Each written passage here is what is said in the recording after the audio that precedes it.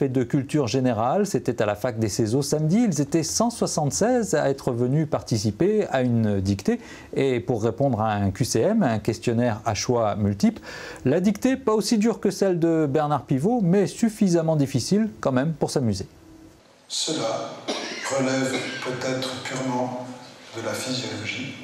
À vos stylos, prêts, écrivez. Samedi, la finale régionale des timbrés de l'orthographe se déroulait au Céseaux, par écran interposé. 176 candidats ont dû répondre à une trentaine de questions pièges portant sur la syntaxe et la grammaire avant d'affronter l'épreuve reine, la dictée.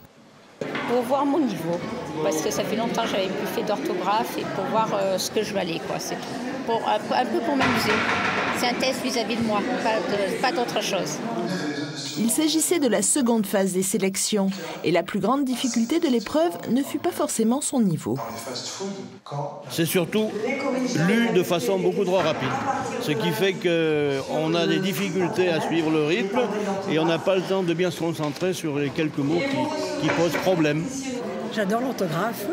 Quand je me vois devant un texte, s'il n'y a qu'une seule faute, avant que j'ai lu, je la vois, je tombe dessus. C'est plus fort que moi. La première partie du texte s'adressait aux enfants. Ils étaient une petite vingtaine à représenter l'Auvergne. J'aime bien travailler, l'orthographe, j'aime bien aller à l'école, alors j'ai même répondu à toutes les questions. Et pour la dictée, par contre, elle était longue.